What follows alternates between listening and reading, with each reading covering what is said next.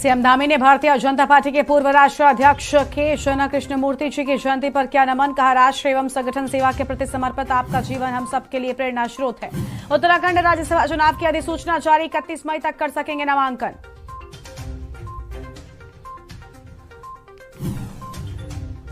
जितेंद्र नारायण सिंह त्यागी लेंगे संन्यास। अखाड़ा परिषद और विद्वत परिषद से बातचीत की तैयारी में आनंद स्वरूप।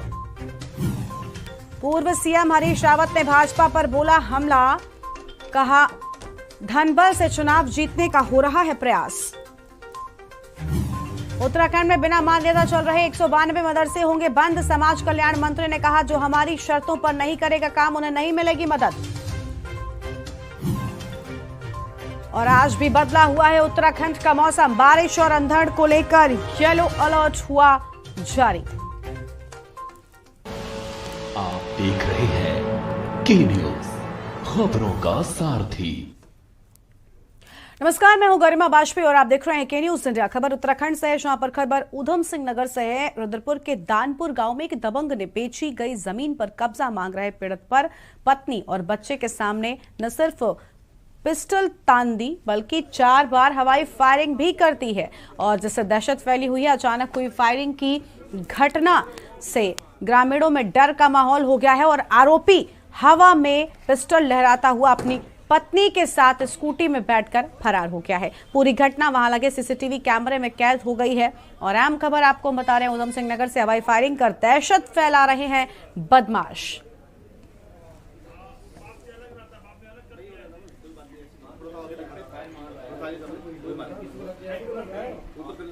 तो हवाई फायरिंग कर दहशत फैला रहे हैं बदमाश। अहम खबर आपको हम बता रहे हैं, ऊधम सिंह नगर से खबर है, जहां पर फायरिंग से ग्रामीणों में दहशत का माहौल देखने को मिल रहा है। तो फायरिंग से ग्रामीणों में दहशत का माहौल है, बेखौफ घूम रहे हैं बदमाश। और ऊधम सिंह नगर से खबर है, हवाई फायरिंग कर दहशत फैला रहे हैं बदमाश। ऊधम सिंह नगर से खबर, फायरिंग से ग्रामीणों में दहशत का माहौल है, बेखौफ घूम रहे हैं बदमाश। ये तस्वीरें आपको हम दिखा रहे हैं, जहां पर ये बदमाश बेखौफ घूमते हुए दिखाई दे रहे हैं। हवाई फायरिंग कर दहशत फैला रहे हैं बदमाश। तो फायरिंग से ग्रामीणों में डर का माहौल साफ तौर पर नजर आ रहा है। ऊधम सिंह नगर से ये तस्वीरें आपको हम दिखा रहे हैं। हवाई फायरिंग कर दहशत फैला रहे हैं बदमाश। अहम खबर आपको बता दें, फायरिंग से ग्रामीणों में डर का माहौल बना हुआ है।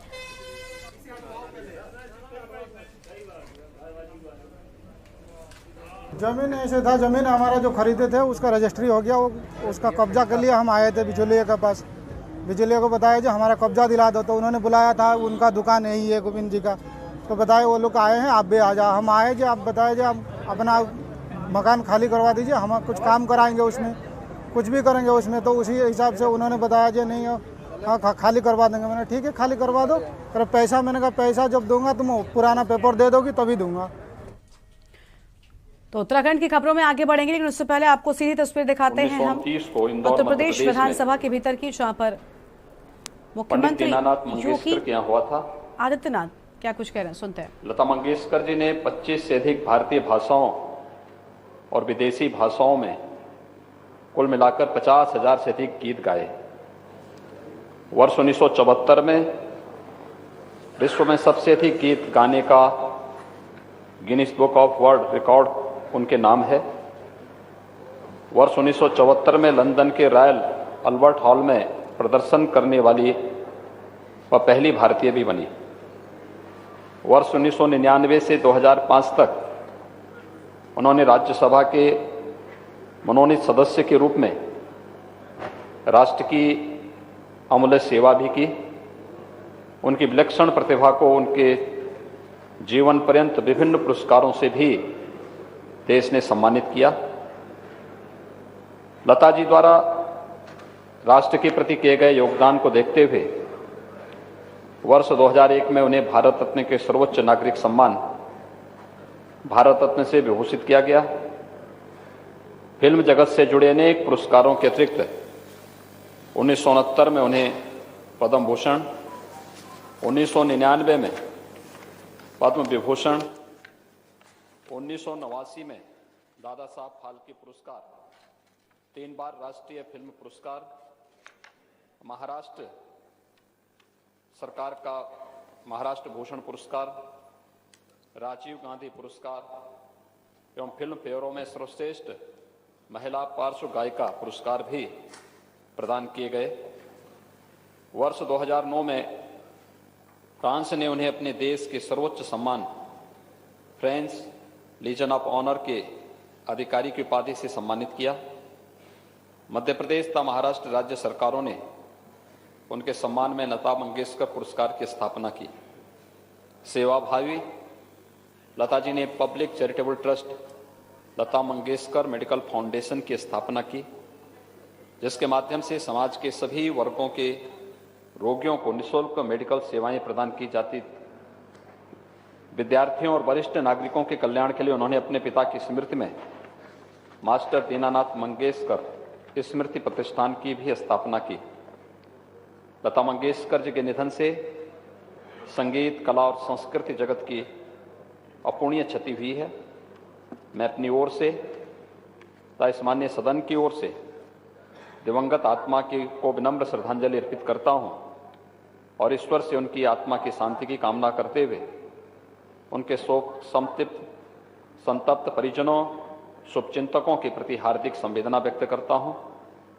अध्यक्ष जी, इसके साथ ही मैं इस माननीय सदन के पूर्व सदस्यों श्री राजेंद्र सिंह जी, श्री मन्नूराम जी, श्री दामोदर शर्मा जी, श्री सुखदेव प्रसाद जी, श्रीमती कमला देवी जी, श्री राजीव कुमार सिंह जी, श्री पीतम राम जी, श्री राम रतन यादव जी, श्री वंशीधर राज जी, श्री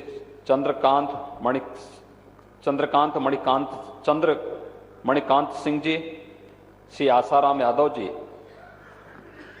इस सदन के पूर्व सदस्यों जो हमारे बीच में नहीं हैं, दिवंगत होने पर अपनी ओर से, सदन की ओर से उन्हें विनम्र श्रद्धांजलि अर्पित करता हूं और आपसे ये विनम्र अनुरोध करता हूं कि हम सबकी भावनाओं को शोक संतप्त परिजनों और उनके शुभचिंतकों तक पहुंचाने की कृपा करेंगे। धन्यवाद। माननीय नेता प्रतिपक्ष। आदरणीय अध्यक्ष महोदय, नेता सदन माननीय मुख्यमंत्री जी और सभी दल के नेता, मैं आपका धन्यवाद देना चाहता हूं कि जहां लता मंगेशकर जी को न केवल भारत बल्कि दुनिया में याद किया गया और जिस समय उनका निधन हुआ, भारत के अलावा दुनिया के दूसरे हिस्सों में भी लोगों ने शोक प्रकट किया। जहां हमारे भारत की सबसे बड़ी प्लेबैक सिंगर रही वो और भारत की ही भाषाएं नहीं बल्कि अंग्रेजी, रशियन और भाषाओं में भी उन्होंने गाना गाए। जहां वो हमारी हिंदी और हिंदी फिल्मों की मेलोडी क्वीन कही गई, वहीं शायद ही कोई ऐसा सिंगर होगा जिसने इतने गाने एक साथ गाए हों। बहुत पीढ़ी के लोग हैं यहाँ पर, किसी ने अपनी कम उम्र के समय पे गाने सुने होंगे, हम लोगों के समय पे भी गाने थे और आखिरी वक्त तक जो म्यूजिक कंपोजर्स थे उनके लिए उन्होंने गाने गाए। जैसा कि माननीय नेता सदन ने कहा, उन्हें सभी अवार्डों से सम्मानित होने का मौका मिला। भारत के जितनी भी प्रेस्टिजियस अवार्ड थे उन सब अवार्डों से वो सम्मानित की गई। मैं आज अपनी तरफ से, अपनी पार्टी के दल की तरफ से और हमारे सहयोगी दल उनकी तरफ से, माननीय सभी सदस्यों की तरफ से मैं भी उन्हें याद करता हूं। उनके खोने से फिल्म इंडस्ट्री के साथ साथ समाज को बहुत बड़ा नुकसान हुआ है। ऐसे सिंगर्स कभी कभी पैदा होते हैं और ऐसे लोगों के अंदर इनबॉर्न टैलेंट भगवान ही देता है। इसलिए मैं अपनी तरफ से, सदन की तरफ से और पार्टी की तरफ से उनके जो भी सहयोगी परिवार के सदस्य हैं उन तक हमारी संवेदनाएं पहुंचे। वहीं जो माननीय सदस्य हमारे बीच में नहीं रहे मैं अपनी पार्टी की तरफ से, माननीय सदस्यों की तरफ से उनको भी श्रद्धांजलि देता हूं। उनके परिवार के सदस्यों तक यहाँ का संदेश है। बहुत बहुत धन्यवाद। माननीय नेता लोकदल श्री बाल्यान जी। माननीय अध्यक्ष जी, लता मंगेशकर जी ने जो भारत का गौरव हासिल किया है, परमेश्वर अलग अलग व्यक्ति को अलग अलग कुछ प्रतिभाएं देते हैं। जहां लता मंगेशकर जी की बात है, जो उनकी आवाज पूरी दुनिया में रही है, उनके गाने, उनकी आवाज वो देश के लिए, पूरी दुनिया के लिए बहुत ही महत्वपूर्ण रही है। मैं माननीय मुख्यमंत्री जी से, माननीय प्रतिपक्ष नेता जी से अपनी बात को जोड़ते हुए मैं उनके परिवार को सांत्वना देता हूं कि वो जहां भी हो, परम पिता परमेश्वर उनकी आत्मा को शांति दे। और जो हमारे तो प्रदेश विधानसभा के भीतर की तस्वीर आप देख रहे थे, जहां पर स्वर कोकिला लता मंगेशकर को श्रद्धांजलि अर्पित की है मुख्यमंत्री योगी आदित्यनाथ ने और साथ ही अखिलेश यादव ने भी। और अब सीधा आपको हम सुनाते हैं दिल्ली के मुख्यमंत्री अरविंद केजरीवाल क्या कुछ कह रहे हैं। गर्मी बड़ी होती थी, इनमें बड़ा स्ट्रॉन्ग एसी है। तो जैसे घर में कोई नई चीज आती है तो बड़ा शौक होता है कि उसको, टीवी आता है तो टीवी खूब देखते हैं, फ्रिज आता है तो फ्रिज बड़ा। ऐसे दिल्ली के लोगों की आज बसें आई हैं, आप ही की बसें हैं, दिल्ली के लोगों की बसें हैं, तो इसको अगले 3 दिन हमने फ्री कर दिया है सबके लिए। तो आप लोग इसको खूब घूमें फिरें, आप ही की बसें हैं, संभाल के रखें, खराब ना करें, सीटें गंदगी ना करें अंदर, लेकिन इसका खूब इस्तेमाल करें। एक राइड, जॉय राइड लेके देखें। और मुझे लगता है कि इससे एक शुरुआत, बहुत बड़ी शुरुआत हुई है दिल्ली के अंदर। जो हम कहते हैं कि पोल्यूशन है, कई कारण है पोल्यूशन के। तो अब बसें धीरे धीरे, इलेक्ट्रिक बसें अगर होती जाएंगी तो पोल्यूशन भी कम होगा। उस दिशा में एक बहुत बड़ी शुरुआत हुई है। आज 150 बसें आई हैं, 1 महीने बाद 150 बसें और आ रही हैं, तो लगभग 300 बसें हो जाएंगी। हमारा टारगेट कि 1 साल के अंदर लगभग 2000 के करीब बसेस, इलेक्ट्रिक बसेस दिल्ली की सड़कों पे होंगी। उस दिशा में हम लोग काम कर रहे हैं। ये जो 300 बसेस हैं, 150 आ जाएंगे, 150 1 महीने बाद आएंगी। इसमें 1862 करोड़ रुपए अगले 10 साल में दिल्ली सरकार खर्च कर रही है।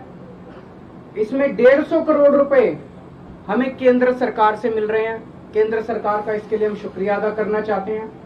और आज 3 इलेक्ट्रिक चार्जिंग डिपोज का भी उद्घाटन किया गया है, उसका खर्चा लगभग 150 करोड़ के करीब आया है।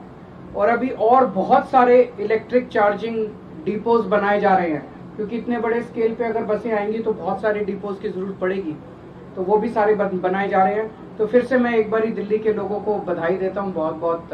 और कोई क्वेश्चंस है तो आप बताइए। एक और मेरी रिक्वेस्ट है, सब लोग जो अगले 3-4 दिन बसों में जाएं, वो 30 जून तक जब भी जाएं, एक सेल्फी बस के अंदर लेके और उसको पोस्ट कर दें। क्या हैशटैग आई राइड ई बस।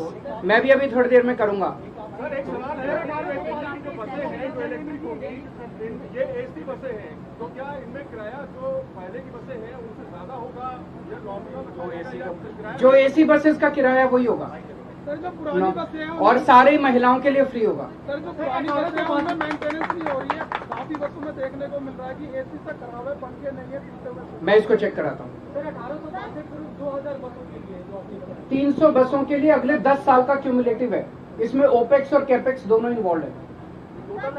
Total expenditure opex plus capex. अच्छा, इसमें 150 करोड़ केंद्र सरकार दे रही है, उसके अलावा 150 करोड़ दे रही है। तो टोटल खर्चा 2000 करोड़ हो गया, उसमें से 150 करोड़ केंद्र सरकार दे रही है, 1862 हमारा। लेकिन सर बीजेपी तो कह रही है कि हमारा पूरा खर्चा है और दिल्ली सरकार अपने नाम से, सारा क्रेडिट उनको। दिल्ली में अच्छा काम होना चाहिए बस। पॉल्यूशन में कितनी कमी आएगी, कोई असेसमेंट किया है कि 150 बसें ये जब चलेंगी तो पॉल्यूशन? इस तरह का तो असेसमेंट अभी नहीं है, अब है, इनके पास है। जिस तरह 24 से 26 तक बसें सबके लिए फ्री कर दी गई है, तो क्या आगे देखने की बात ये भी होगी कि पुरुषों के लिए भी फ्री होगी बसें? अभी महिलाओं के लिए रहने दीजिए। टोटल रिक्वायरमेंट दिल्ली की कितनी है? 12,000 बताया जाता है बसों की रिक्वायरमेंट। 11,000 बताया जाता है। अब आज के बाद हमारे पास 7200 के करीब बसेज हो गई हैं।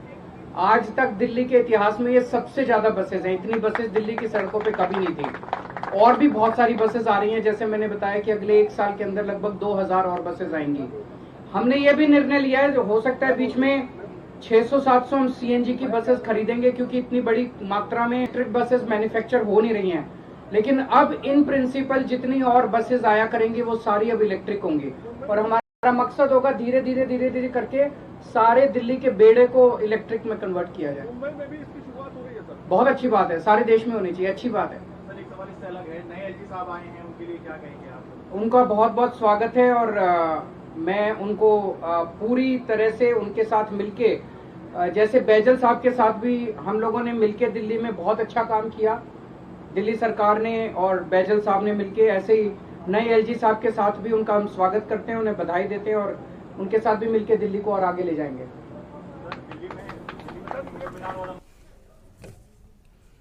तो आप सुन रहे थे दिल्ली के मुख्यमंत्री अरविंद केजरीवाल को, जहां पर आज दिल्ली वासियों को इलेक्ट्रिक बसों की सौगात दी है मुख्यमंत्री केजरीवाल ने। और अब वापस आते हैं उत्तराखंड की खबरों की ओर, जहां पर खबर है लक्सर से, जहां पर यूरिया खाद को लेकर किसानों में आपाधापी मची हुई है। दरअसल बात यह है कि गन्ना समिति गोदाम व सुल्तानपुर झवरेड़ी सहकारी समिति पर कई महीने से यूरिया खाद उपलब्ध नहीं था, जबकि किसानों को गन्ने और चारे की फसलों में डालने के लिए खाद की जरूरत है। और लक्सर समिति गोदाम व सभी 11 समितियों पर 10,000 बोरे यूरिया खाद पहुंचा है, तो वहीं किसानों की बारी भीड़ गोदाम पर पहुंच गई है और अपनी जरूरत के मुताबिक पहले लेने की होड़ के चलते गोदाम पर मारामारी के हालात भी बन गए हैं।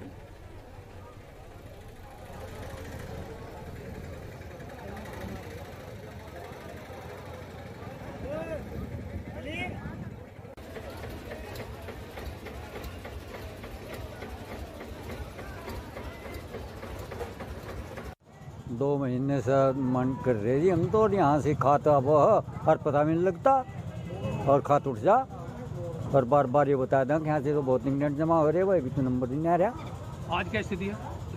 आज तो आपके सामने है, यहाँ से बढ़ने की भी जगह नहीं रही सोसाइटी में। पास कराया था, जब यहाँ खाती नहीं आता तो कहाँ से दे देंगे लोग? कर्मचारियों की कोई गलती नहीं है, किसान परेशान है। ये तो प्रशासन को सोचना चाहिए, ऊपर सोचना चाहिए कि यहाँ खाद की मतलब आपूर्ति कराएं, तभी ये कर्मचारी दे पाएंगे।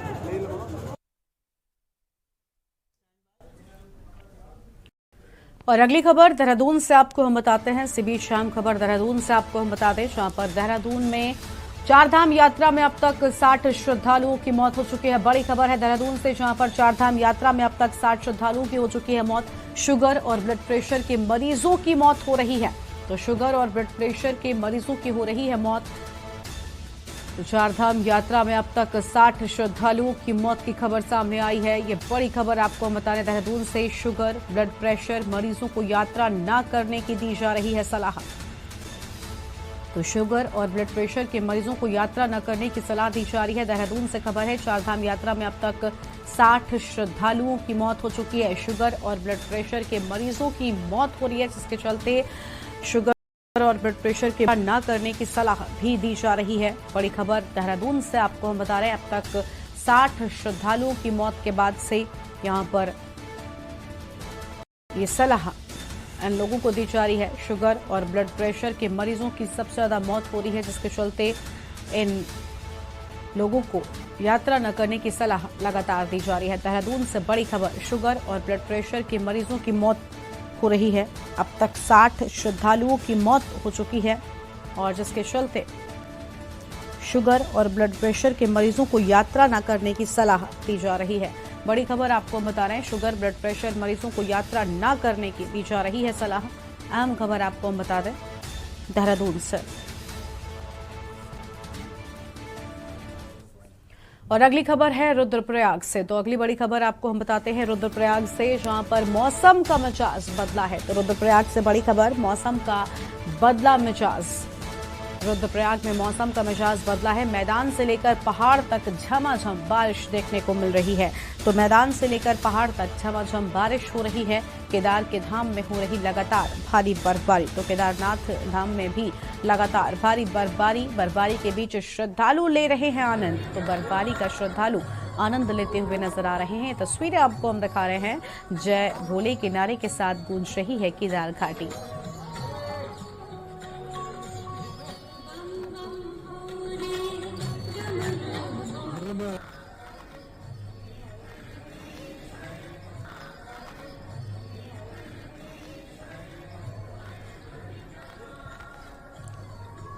तो ये तस्वीरें आपको हम केदार घाटी से दिखा रहे हैं, जहां पर बाबा केदार के दर्शन करने के लिए बड़ी संख्या में श्रद्धालु पहुंच रहे हैं। तो वहीं दूसरी ओर मौसम का बदले मिजाज के चलते भारी बर्फबारी का लुत्फ भी यहां पर श्रद्धालु उठाते हुए, आनंद लेते हुए और जय भोले के जयकारे लगाते हुए नजर आ रहे हैं। तो मैदान से लेकर पहाड़ तक झमाझम बारिश के साथ ही केदार घाटी में बर्फबारी भी इन तस्वीरों में साफ नजर आ रही है।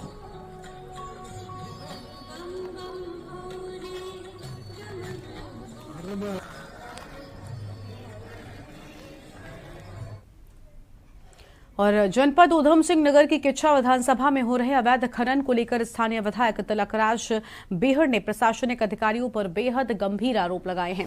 विधायक ने आरोप लगाया कि प्रदेश सरकार और प्रशासन के अधिकारियों के संरक्षण में खुलेआम अवैध खनन का खेल चल रहा है। उक्त आरोप किच्छा कार्यालय में आयोजित पत्रकार वार्ता के दौरान लगाए। विधायक तिलकराज बेहड़ ने कहा कि किच्छा क्षेत्र में हो रहे अवैध खनन के खिलाफ आगामी 26 मई को उनके द्वारा एसडीएम कार्यालय किच्छा में 1 दिवसीय उपवास रखते हुए धरना देंगे।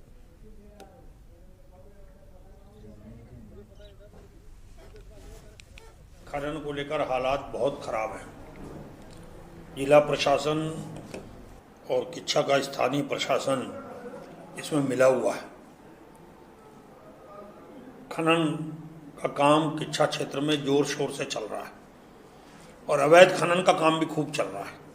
लोगों ने अवैध खनन के नाम पर जगह जगह पर खनन एकत्र कर रखा है, इकट्ठा कर रखा है और उसकी कोई रवल्टी नहीं है। दूसरा, खनन का एक समय होता है जिनको पट्टे मिले हुए हैं। सुबह होने के बाद शाम को ढलने से पहले मशीन से वो खनन कर सकते हैं। शांतिपुरी में तो 2 बजे के बाद बंद हो जाता है खनन, निकासी बंद हो जाती है। और यहाँ रात भर जो हमारे पास वीडियो आया है, रात भर 11:45 पर मशीनें चल रही थी। और मौसम विभाग की भविष्यवाणी के बाद केदारनाथ धाम सहित संपूर्ण रुद्रप्रयाग जनपद में सुबह से ही बारिश जारी है, जहां पर केदारनाथ धाम में बारिश के बीच तीर्थयात्री भगवान शंकर के दर्शनों का इंतजार कर रहे हैं। जिला प्रशासन ने रुद्रप्रयाग से गौरीकुंड तक यात्रियों को रोक दिया है और गौरीकुंड में यात्रा पर ब्रेक लगा दिया है। ऐसे में तीर्थ यात्री जगह जगह पर फंसे हुए हैं और मौसम साफ होने के बाद ही तीर्थ यात्रियों को केदारनाथ धाम के लिए भेजा जाएगा।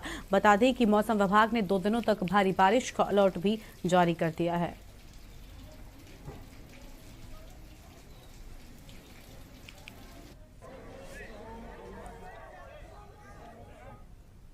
और अगली खबर है देहरादून से, जहां पर उत्तराखंड की राजधानी के IRDT सभागार में शिक्षकों का सम्मान एवं अलंकरण समारोह का आयोजन किया गया। इस मौके पर पॉलिटेक्निक के छात्रों ने अपने विभिन्न तकनीकी मॉडलों से सबका ध्यान आकर्षित किया है।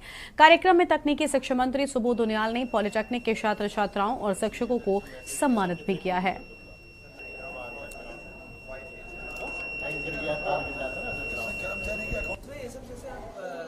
बच्चों के सर्वांगीण विकास के लिए जरूरी है कि पढ़ाई के साथ साथ वो जो बाकी एक्टिविटीज हैं उनमें भी उनका इन्वॉल्वमेंट हो। और अगर आप दुनिया में देखेंगे, अगर कई लड़के बहुत अच्छे मेरिटोरियस लड़के हैं, बहुत अच्छे मार्क्स हैं, लेकिन अगर वो कम्युनिटी उसमें उनका अगर रोल नहीं है, तो बड़ी बड़ी यूनिवर्सिटी दुनिया की जो बहुत बेहतरीन यूनिवर्सिटी उनको एडमिशन नहीं देती। ये बच्चे को, क्योंकि कल उनको समाज के बीच में रहकर काम करना है और समाज, हम लोगों का कुल दायित्व जो है वो समाज के साथ समाज की सेवा करने का है। तो अगर सेवा भाव नहीं अगर बच्चों में होगा तो मैं समझता हूँ वो अपने पदों के साथ जस्टिस नहीं कर पाएगा। खबर है दिनेशपुर से, जहां पर मामा के घर पर रहकर पढ़ाई कर रही 10वीं की छात्रा संदिग्ध अवस्था में मृत पाई गई है। मौत के सही कारणों का पता नहीं लग पाया है। फिलहाल पुलिस ने पंचनामा भरने के बाद शव को पोस्टमार्टम के लिए भेज दिया है और सही कारणों का पता लगाया जाएगा।